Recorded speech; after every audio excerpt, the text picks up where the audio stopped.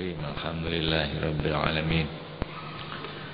Wassalatu wassalamu ala asyrafil mursalin Sayyidina wa maulana Muhammadin wa ala alihi wa sahbihi ajma'in, amma ba'd. Hadirin hadirat, muslimin muslimat, mustami'in mustami'at dimana saja berada, alhamdulillah pada malam hari ini kita masih diberikan kesempatan untuk bertemu kembali di dalam majelis taklim. Mudah-mudahan ilmu yang kita terima sedikit maupun banyak dijadikan ilmu yang manfaat, maslahat di wa dunya wal akhirah. Baiklah, kita lanjutkan pengajian kita, makalah yang ke-9 ya. Wal maqalatut tasi'atu utawi makalah kang kaping 9, makalah yang ke-9. Kala ngendika sapa ba'dul hukama, setengahe wali soleh, seorang ahli hikmah, seorang aulia ya, mengatakan asyratu khisalin, utawi 10 piro-piro pakerti ya, 10 akhlak ya, 10 sifat iku yubghiduha bendu ing asyra sapa Allahu Ta'ala, Gusti Allah Ta'ala. Ada 10 sifat yang dikutuk oleh Allah, yang dimarahi oleh Tuhan, min asyrati anfusin, saking 10 piro-piro awak-awakan ya. Ada 10 akhlak atau 10 sifat yang dimarahi oleh Tuhan apabila dikerjakan oleh seseorang. Ai akfaru bughdhan, tegese luweh akeh oleh dibendoni min ghairihim saking liyane asyraf ya. Maksudnya 10 sifat ini apabila dikerjakan oleh orang 10 macam itu lebih dimarahi oleh Tuhan, dimarahi oleh Allah dibanding dengan apabila dikerjakan oleh orang lain gitu. Ya orang lain ya sebetulnya juga dimarahi oleh Tuhan apabila mempunyai 10 macam akhlak ini oleh Tuhan dimarahi. Namun lebih dimarahi lagi oleh Tuhan apabila dikerjakan oleh orang-orang tertentu. Apa saja 10 itu? Al-bukhlu, suwiji medit, kikir minal aghniyai, saking piro-piro wong sugih. Orang kaya bakhil sangat dimarahi oleh Tuhan ya. Ya, sebetulnya bakhil itu secara umum tidak dibenarkan. Siapapun itu tidak boleh bakhil, harus bersifat loman, dermawan, suka memberi. Karena suka memberi itu adalah sifat yang baik, merupakan akhlakul karimah. Nah, kikir itu sifat yang tidak baik, maka harus dihindari. Lah terutama apabila kikir itu dimiliki ya, sifat yang dimiliki oleh orang kaya gitu. Kalau orang miskin sih misalnya kikir, wajar-wajar saja karena tidak ada yang diberikan. dia punya sedikit, kemudian dia kikir, itu agak wajar. Tapi ini ada orang kaya, hartanya melimpah-limpah, oleh Allah diberikan rezeki yang banyak, kok kikir. Sebab apabila orang kaya itu kikir, kasihan orang yang miskin gitu. Maka oleh Allah diberikan ketentuan wajib zakat bagi orang kaya itu. Sebetulnya andai kata tidak zakat pun, mestinya namanya orang punya kelebihan itu harus diberikan pada orang lain. Namun oleh Allah diberikan ketentuan wajib zakat, karena kalau tidak diwajibkan mereka tidak zakat gitu ya. Jadi lebih-lebih lagi kalau dia itu orang kaya tidak membayar zakat ya.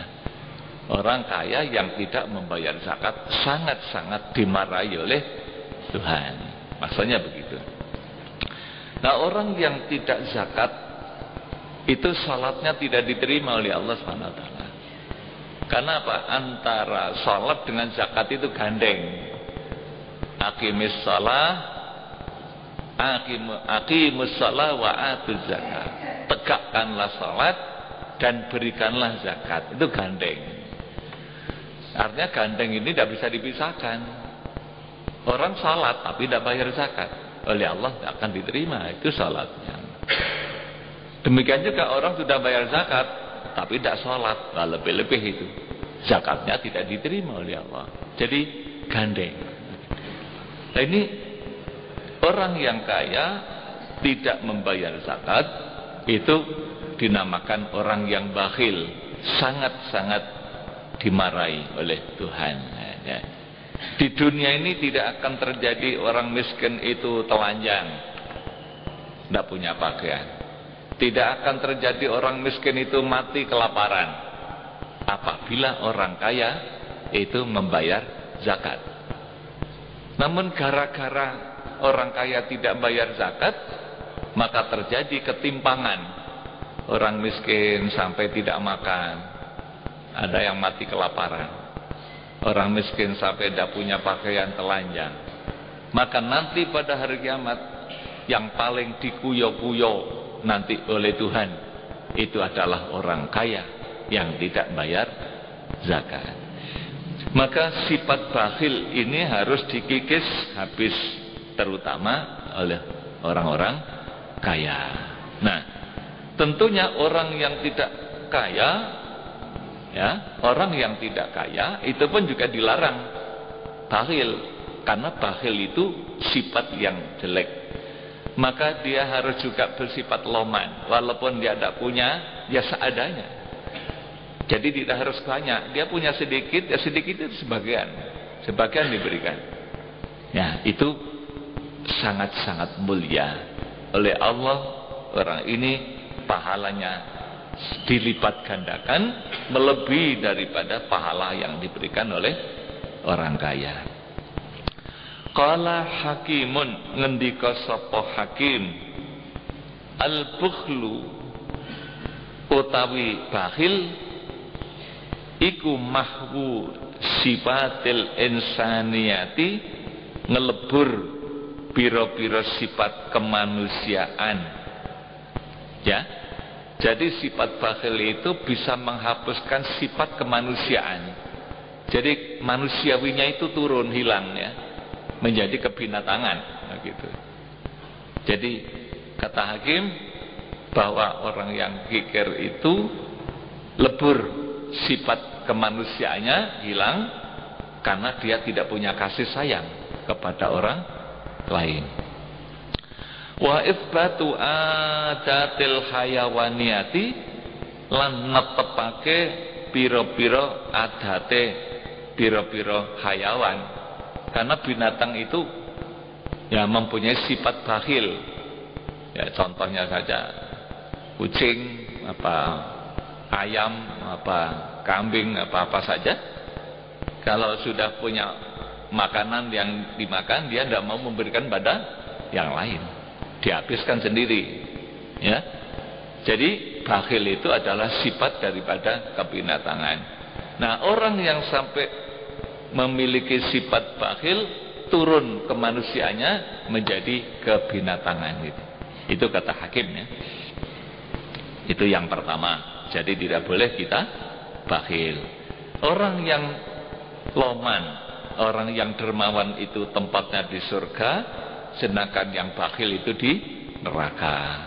Rasulullah sallallahu alaihi wasallam menjelaskan ya bahwa as-sakhiyu fil jannah, orang yang dermawan itu di surga, wal bakhilu finnar, orang yang kikir itu di neraka. Yang kedua, wal kibru lan takabur, sombong, minal fuqara'i, saking pira-pira wong fakir. Ada orang miskin kok sombong, ya dah. Kalau orang kaya saja sombong sudah jelek. Nah, ini lebih-lebih orang miskin. Itu maksudnya. Jadi ada orang miskin sombong, itu sangat dimarahi oleh Tuhan. Melebihi marahnya Tuhan kepada orang yang kaya sombong. Ya. Orang kaya sombong itu aja sudah dilarang oleh Allah, tidak boleh. Karena takabur itu menjadikan kemarahan Tuhan, dosa yang sangat besar ya. Iblis itu dulu dihapus amalnya oleh Allah dan ditetapkan tempatnya di neraka selama-lamanya gara-gara kibir atau sombong ini. Oleh Allah diperintahkan sujud untuk menghormati Nabi Adam, tapi iblis tidak mau. Mentang-mentang dia merasa lebih hebat daripada Adam. Ketika ditanya oleh Allah, wahai iblis, ma mana'aka an la tasjuda id amartuka? Apa yang menyebabkan kamu tidak mau sujud? Padahal itu perintahku. Seluruh malaikat sujud, iblis kok tidak mau? Dia mengatakan, khalaqtani min tin wa khalaqtani min nar wa khalaqtahu min tin. Ya Allah, engkau jadikan aku dari api, sedangkan Adam itu engkau ciptakan dari tanah. Ya, api merasa lebih kuat, lebih hebat daripada tanah. Itulah kesombongan daripada iblis. Maka orang yang sombong itu tidak akan masuk surga. Orang sombong haram masuk neraka. Maka jangan sampai ada di dalam hati kita kesombongan itu. Ya, merasa lebih bagus daripada orang lain. Merasa lebih bagus, lebih kaya, lebih hebat, lebih pandai, lebih. Ya lebih apa saja, melebihi orang lain. Itu sudah termasuk sombong namanya. Wal kibru minal fuqara. An Abi Hurairah, dan riwayatake saking Abi Hurairah radhiyallahu anhu. Ada sebuah hadis ya, riwayat Abi Hurairah. Anna Rasulullah, satune Rasulullah sallallahu alaihi wasallam iku kala dawuh sapa Kanjeng Rasul. Idza qala tatkalane ngucap sapa ar-rajulu wong lanang. Ya, apabila seseorang mengatakan halakan nas, ciloko sapa annasu menungso. Ya, ada orang mengatakan manusia ini semuanya celaka. Ada orang mengatakan begitu, manusia ini semuanya kok celaka. Bahwa mongko utawi rajul iku ahlakuhum, wong kang luweh cilakane nas. Orang yang mengatakan seperti itu justru dia itulah yang paling celaka. Ya, hadis rawahu Muslim, diriwayatkan oleh Imam Muslim. Orang yang mengatakan bahwa manusia ini seluruhnya celaka, sedangkan dia merasa tidak, nah, gitu ya. Nah, ini karena kesombongan. Itulah kesombongan seperti itu yang dilarang oleh Allah. Ya, orang yang paling celaka justru dia, kata Rasul. Jadi jangan sampai menganggap manusia ini semuanya celaka sedangkan dia paling bagus. War riwayatu utawi riwayat al masyhuratu kang masyhur iku birob ika fi ahlakuhum kelawan den waca rofa kafe lapat ahlakuhum. Jadi maknanya apabila seseorang mengatakan celaka manusia halakan nas bahwa ahlakuhum, maka orang itulah orang yang paling celaka. Itu kalau dibaca ahlaku, kapnya itu dibaca doma, ya, dibaca doma. Tapi ada juga riwayat lain, waruya lanten riwayatake apa binasbiha kelawan den waca nasab kap berarti ahlakahum. Jadi maknanya lain ya.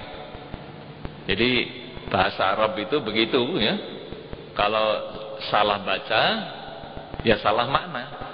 Sedikit saja berubah harokatnya itu sudah bisa berubah maknanya. Kalau dibaca ahlakuhum artinya orang tadi itu orang yang paling celaka. Tapi di sini ada ahlakahum, ada riwayat lain ahlakahum. Apa artinya? Ahlakahum ya, wong kang nyilakaake sapa rajul ing manusa. Dia mencelakakan gitu. Jadi kalau tadi itu orang yang paling celaka dia, kalau ahlakahum dia ini orang yang mencelakakan mereka. Jadi bisa dua.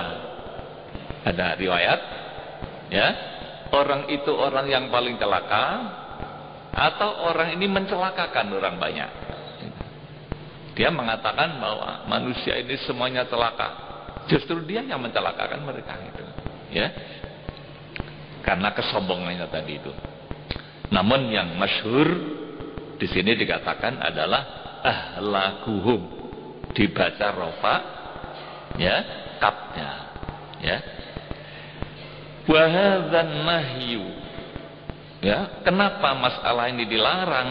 Mengatakan begitu kan tidak boleh. Wahadzan nahyu, ya. Bagi siapa itu ini yang dilarang ini? Wahadzan nahyu utawi iki kelarangan iku liman kaduwe wong kala kang ngucap sapa man dalika ing mengkono halakan nas ajaban krana ujub. Jadi karena dia membanggakan dirinya sendiri, menganggap manusia itu semuanya jelek, dialah yang paling baik. Nah, itu yang dilarang gitu ya.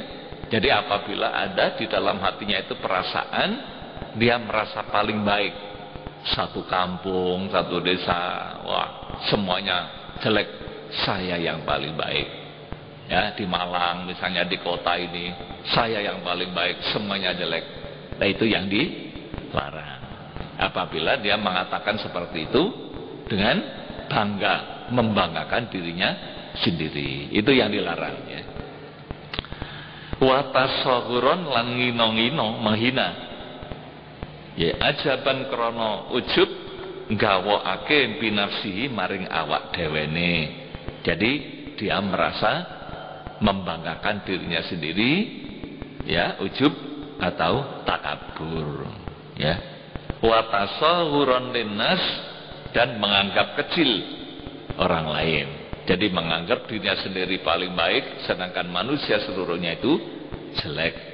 Ya, wartifaan lan kemeluhur. Kemeluhur itu sombong ya. Alaihim ngungkuli ing atase nas. Itu adalah yang dimaksud dilarang di dalam hadis ini. Fahadza huwa al-haram. Fahadza maka utaiki pengucap qala ya. Huwa iya hadza itu al-haram-haram. Jadi orang yang mengatakan seperti itu hukumnya haram. Manusia ini seluruhnya celaka. Ya dah? Nah, kalau dia itu mengatakan demikian itu karena kesombongannya, maka pengucapan seperti itu haram hukumnya. Nah, sekarang kalau tidak, wa amma man anapun utawi wong qalahu kang ngucap sapa man ing dzalik. Ya. 5 krana barang yaro kang ningali sapa man fin nasi ing dalem manusa min naqsin saking kekurangan fi amri dinihim ing dalem perkarane agamane nas. Sekarang kalau orang itu mengatakan kata-kata itu manusia ini kok semuanya jelek, ya, itu karena kenyataan misalnya. Kenyataan pada umumnya orang itu sudah berbuat maksiat, ya, agamanya sudah jatuh, tidak ada yang sholat, tidak ada yang ngaji, semuanya jelek, ya, ya dia mengatakan begitu karena memang kenyataannya, ya, karena urusan agama, ya, manusia itu sudah rusak, ya, tanpa ada rasa kesombongan dalam hatinya, itu tidak apa-apa, ya. Dan dia mengatakan seperti itu karena prihatin, ya. Sekarang ini sudah prihatin kita, ya, sudah banyak perbuatan maksiat di mana-mana, hampir semuanya orang berbuat maksiat, misalnya begitu, ya, pada umumnya. Nah ini itu adalah dibenarkan, artinya tidak apa-apa. Dia karena merasa prihatin, kenapa kok manusia sudah seperti ini.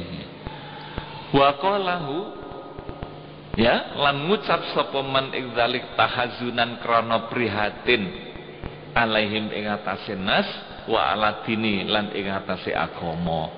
Sebab kalau musibah itu kalau sudah menyangkut agama, itu musibah yang paling berbahaya, ya. Banyak orang yang tidak mengerti tentang agama, ya, kebanyakan orang itu bodoh, tidak mengerti agama, sehingga banyak yang dilanggar, yang diperintah oleh Allah tidak dikerjakan, yang dilarang oleh Allah sudah banyak dilanggar. Itu namanya musibah agama. Kalau sudah seperti itu bahaya, ya. Pada satu saat mungkin Allah akan menurunkan azab, ya, seperti terjadinya pada zaman dahulu, ya. Pada zaman dahulu sebelum Nabi kita Muhammad SAW, kalau sudah terjadi musibah agama, azab itu langsung dari langit. Macam-macam yang diterangkan dalam Al-Quran itu. Ada kalanya, ya, di antara mereka itu ada yang dikena angin topan. Kemudian ada banjir bandang pada zaman Nabi Nuh. Kemudian hujan batu. Kemudian ada yang dilaknat, dirubah jadi kera pada zaman Bani Israel, ya. Pada zaman Bani Israel itu apabila orang berdosa, azabnya langsung turun. Misalnya malam hari ada orang yang matanya itu berbuat maksiat, ya. Di depan pintunya itu ada tulisan, ya, tulisannya berbunyi bahwa orang itu berdosa, tobatnya adalah dengan dicukil matanya. Itu ada tulisannya, malaikat yang menulis, ya. Jadi pada zaman itu. Lah kenapa kalau pada zaman Nabi Muhammad ini tidak? Itu adalah karena menghormati Nabi Muhammad, ya. Kalau sekarang terjadi musibah-musibah itu kan hanya lokal-lokal aja, ya. Jadi tidak menyeluruh. Itu merupakan peringatan dari Allah Subhanahu wa taala, ya. Jadi umatnya Kanjeng Nabi ini oleh Allah disayang. Siapa tahu mereka itu bertobat kepada Allah Subhanahu wa taala. Oh, tobatnya diterima, ya. Maka perlu diberikan peringatan. Orang yang berbuat maksiat itu jangan diterus-teruskan maksiat, gitu, ya. Jadi orang yang mengatakan seperti itu, fala baksa, mongko ora dadi apa, ora dadi bahaya, ndak apa-apa. Bihi kelawan pengucap seperti itu, ya. Karena memang kenyataannya manusia sudah banyak yang rusak akhlaknya. Hakadha fassarahu al-ulama. Hakadha kaya mengkono fala baksa fassarahu nafsiri ing hakadha sapa al-ulama, para ulama.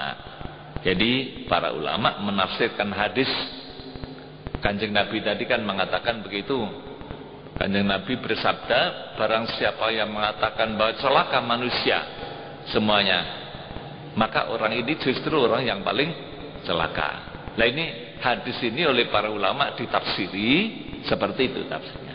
Kalau orang yang mengatakan seperti itu karena ujub, karena sombong, dosa. Tapi kalau memang dia mengatakan itu hanya karena prihatin, keadaan agama sudah banyak kerusakan, dia prihatin mengatakan begitu, itu boleh, tidak apa-apa. Itulah yang kedua ya. Jadi akhlak yang dilarang, yang pertama adalah bakhil, yang kedua adalah sombong. Kemudian yang ketiga adalah wattoma'u.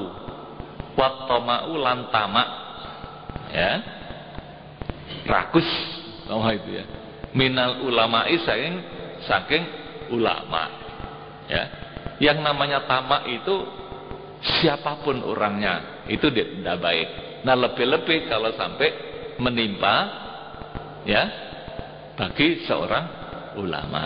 Ulama kok rakus, ya. Istilah orang Jawa kan kedonyan, nah, gitu. Kedonyan, ya. Jadi yang dicari itu kok bukan pahala, bukan akhirat, bukan karena Allah, tapi menumpuk-numpuk harta. Itu namanya tamaknya. Itu yang dikutuk oleh Allah. Kila dan ucapake, menurut satu riwayatnya, lama natoko tatkalane ngucap sapa Musa, Nabi Musa alaihi salam, bidzikrit tamai, kelawan nyebut tamak, bakala maka ngucap sapa Nabi Musa, lau syi'ta latakhatta alaihi ajra.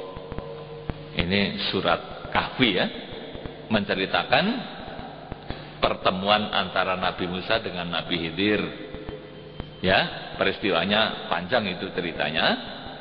Yang terakhir ketika dua orang ini bertamu, Nabi Musa dengan Nabi Khidir bertamu karena sedang lapar, bertamu ingin disuguhi oleh tuan rumahnya, ya, ternyata tidak disuguhi apa-apa. Begitu keluar dari rumah bertamu tadi itu, Nabi Khidir itu melihat ada pagar mau roboh. Ada pagar mau roboh itu, tembok, ya. Oleh Nabi Khidir diluruskan, ditegakkan gitu. Nah, kemudian Nabi Musa menegur, wahai Khidir, ya, apabila Anda mau, maka Anda bisa minta upah, katanya. Ya, latakhatta alaihi ajro. Andai kata Anda mau menegakkan tembok yang mau roboh ini minta upah, itu boleh, katanya. Ya. Nah, jadi Nabi Musa berbicara tentang syariat. Di dalam ilmu syariat yang dimiliki oleh Nabi Musa, namanya orang bekerja itu dapat upah. Jadi kalau Nabi Khidir itu menegakkan tembok yang akan roboh, itu minta upah, itu punya hak, itu maksudnya. Dia punya hak minta upah. Nah, kemudian setelah Nabi Musa mengatakan begitu, Nabi Khidir menyatakan pisah. Oh, kalau begitu kita pisah aja, ya, karena dinilai Nabi Musa tidak mampu untuk menangkap, ya, ilmu yang dimiliki oleh Nabi Khidir. Berbeda, ya. Kalau Nabi Musa itu ilmunya syariat, sedangkan Nabi Khidir ilmunya hakikat, ya. Nabi Musa tidak tahu latar belakangnya. Kenapa Nabi Khidir itu melubangi perahunya orang kok dilubangi, dirusak, padahal itu milik orang lain, kan hukumnya haram itu dalam syariat. Kemudian Nabi Khidir juga membunuh anak kecil, anak yang tidak berdosa. Itu dalam ilmu syariat kan dosa, membunuh orang itu dosa besar. Membunuh anak kecil yang tidak dosa apa-apa. Ya, ini dosa besar. Nah, itu ilmu syariat. Nah, yang mana Nabi Khidir tahu hakikatnya. Kenapa perahu ini saya rusak? Anak kecil itu saya bunuh. Tembok ini saya tegakkan. Itu Nabi Khidir tahu hakikatnya. Ya. Karena perahu itu adalah milik orang miskin. Ya, pemerintah di tempat itu dolim. Setiap ada orang punya perahu yang masih bagus dirampas. Oleh Nabi Khidir dirusak. Dengan adanya ciri perahu tadi itu selamat tidak dirampas. Jadi untuk menyelamatkan ya milik orang miskin tadi itu. Kemudian anak kecil itu kenapa dibunuh? Anak kecil itu dibunuh karena anak ini nanti kalau Nabi Khidir tahu kalau dewasa dia akan menjadi anak yang nakal. Ya, menjadi anak yang tidak taat kepada orang tuanya. Padahal kedua orang tuanya adalah orang yang soleh dan solihah. Dikhawatirkan nanti ini kalau dibiarkan anak ini sampai dewasa, nanti kasihan kedua orang tuanya, maka dibunuh. Lah Nabi Khidir membunuh ini bukan kehendak Nabi Khidir sendiri, perintah Allah SWT. Itu. Ini yang tidak diketahui oleh Nabi Musa. Itulah namanya hakikat. Kemudian kenapa ini pagar yang mau roboh ditegakkan oleh Nabi Khidir itu? Ya, Nabi Musa tidak tahu apa sebabnya. Nabi Khidir tahu bahwa di bawah tembok yang akan roboh ini ada harta karun milik dua orang anak yatim. Ya, jadi milik anak yatim, anak yang masih kecil, ya ditinggal mati orang tuanya, di situ punya harta peninggalan orang tuanya itu dipendam di situ berupa lempengan emas. Lempengan emas di situ ada kaligrafinya. Gitu. Ya, ini kalau tembok ini dibiarkan nanti akhirnya roboh, diketahui orang, nanti bisa diambil orang. Kasihan anak kecil itu. Maka untuk menyelamatkan harta karun ini, tembok ini ditegakkan. Nanti kalau sudah dewasa, barulah anak itu nanti akan diberitahu oleh Allah. Tak bagaimana caranya? Bahwa orang tuanya punya harta karun di situ. Itulah para hadirin. Maka apa yang disampaikan oleh Nabi Musa, ya, bahwa Nabi Khidir itu ketika menegakkan tembok yang mau roboh itu bisa minta upah, gitu ya. Itu di dalam ilmu syariat. Lau syi'ta latakhatta alaihi ajra, upah. Kemudian apa kata Nabi Khidir? Qala, ngendika sapa al-Khadiru Nabi Khidir lahu maring Nabi Musa, hadza firaqu baini wa baini. Ya, hadza utawi iki pengucapnya Nabi Musa tadi itu. Ya, lau syi'ta latakhatta alaihi ajra, iku firaqu pisah. Ya, baini antarane ingsun wa baini kalan antarane sira. Jadi ucapannya Nabi Musa seperti itulah yang menyebabkan Nabi Khidir itu memisahkan diri. Nek ngene sing enak pisah ae wis. Ya ta, pisah. Karena dinilai Nabi Musa tidak sanggup menerima ilmu hakikat dari Nabi Khidir. Padahal sebelumnya sudah diperingatkan, apapun yang akan saya lakukan nanti, Anda tidak boleh tanya sebelum nanti aku yang akan menjelaskan, kan gitu ya. Nah ini Nabi Musa ternyata tidak sabar gitu ya. Melihat perahu dilubangi, tidak sabar. Karena bertentangan dengan ilmu syariatnya. Melihat anak kecil kalau dibunuh, itu Nabi Musa tidak sabar. Ya tak? Maka oleh Nabi Khidir dikatakan inilah sekarang waktunya kita sudah pisah. Barulah oleh Nabi Khidir diterangkan satu persatu. Ya. Kemudian jadi ucapan Nabi Khidir tadi itu di dalam ilmu hakikatnya Nabi Khidir dinilai itu adalah sifat ketamaan gitu. Sifat tamak gitu. Jadi minta upah tadi itu tidak dinilai jadi merupakan sifat tamak aja. Wakilah lan den ucapake, ada juga riwayat yang lain, lamma qala tatkala ngucap zalika ing mengkono, lau syi'ta lattahatta alaihi ajra, sapa Musa, Nabi Musa alaihi salam. Namun para bapak ibu, para pendengar, kalau kita mendengarkan cerita seperti itu, kita tidak boleh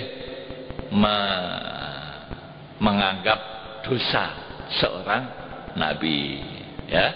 Kita tidak boleh, karena nabi itu maksum. Apapun yang terjadi bagi nabi itu adalah contoh, ya. Contoh, kalau baik itu harus ditiru, yang tidak baik harus ditinggalkan. Nah, hanya contoh aja. Jadi kita tidak boleh mengucilkan seorang nabi, ya. Dosa hukumnya kalau sampai kita itu mengucilkan seorang nabi. Nabi Adam, nenek moyang kita, kenapa kok sampai turun dari surga? Umpama dulu Nabi Adam itu ada di surga, tidak turun, tidak keluarkan kita ini ada di surga. Tidak boleh, ya. Pernah diterangkan di dalam sebuah tafsir, Nabi Musa itu dipertemukan dengan Nabi Adam, ya, pertemuan secara rohani.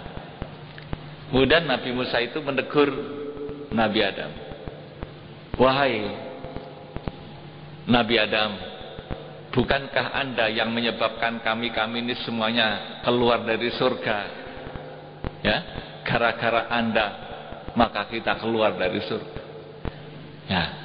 Kemudian apa jawab Nabi Adam? Hei Musa, kamu sudah diangkat oleh Allah menjadi seorang nabi, kalimullah, ya, kamu tidak boleh menyalahkan saya.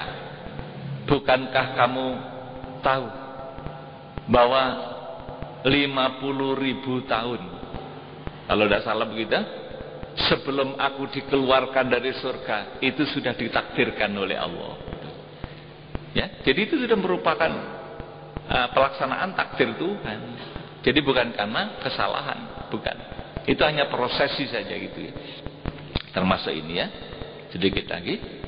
Jadi ketika Nabi Musa mengatakan seperti itu, waqafa mongko ngadeg baina yadayhima, ana ing dalem ngarepe wong loro, Nabi Musa lan Khidir, apa dhabyun kidang. Ketika Nabi Musa mengatakan seperti itu, Anda boleh minta upah, wahai Nabi Khidir, maka datang seekor kidang di hadapan kedua orang ini, ya. Wa kana ja'iain. Pada saat itu Nabi Khidir dan Nabi Musa dalam keadaan sangat-sangat lapar, ya. Kemudian al-janibu utawi lambung allazi yali kang nyandingi apa janib Musa ing Nabi Musa iku ghairu maswiin, ora den goreng. Kijang tadi itu aneh. Kijang tadi itu datang separuh yang dekat dengan Nabi Adam, separuh yang dekat dengan Nabi Musa itu tidak digoreng, tidak gorengan. Nah, sedangkan wal janib alladzi yali al-Khidir maswiyun. Sedangkan lambung, ya, sisi yang dekat dengan Nabi Khidir itu sudah gorengan, tinggal makan itu. Ini aneh ceritanya, ya. Jadi datang seekor kijang yang separuh itu sudah berupa daging gorengan, yaitu yang dekat dengan Nabi Khidir, sedangkan yang separuh masih mentah gitu. Itu yang dekat dengan Nabi Musa. Ini cerita aneh, ya. Itu adalah penyebab daripada ucapan, ya, yang ada kesannya itu adalah kesan tamak tadi itu. Maka kita tidak boleh tamak, ya. Tamak yang dimiliki oleh ulama lebih jelek lagi, dikutuk oleh Allah. Wa qillatul haya minan nisa wallahu alam bisawab. Mudah-mudahan apa yang kita dengarkan ada manfaat fiddin wa dunya wal akhirah. Allahumma shalli ala Muhammad maulaya sholli wa sallim lim daiman abada ala habibika khairil khalqi kullihimi faya khosarotana sinfi tijaratiha lam tashtariti nabid dunya walam tasumi maula ya salli wa sallim daiman abada ala habibika khairil khalqi kullihimi huwal habibul habib turja syafa'atuhu likulli hawlim minal ahwali muqtahami ya Rabbi bil Mustafa baligh maqasidana waghfir lana ma madha ya wasi'al karami Allahumma anfa'na bima 'allamtana 'allimna ma yanfa'una ya Allah Allahumma zidna ilman nafi'a wa qalban munawwara wa fahman sahiha wa lisanan nasiha wa thiqatan yaqina Allahumma ij'alna 'aliman bi ilmik wa salihan bi ibadatik Rabbana atina fid dunya hasanah wa fil akhirati hasanah wa qina adzabannar wa sallallahu ala sayyidina Muhammadin wa ala alihi wa sahbihi wasallam walhamdulillahi rabbil alamin wassalamu alaikum warahmatullahi wabarakatuh.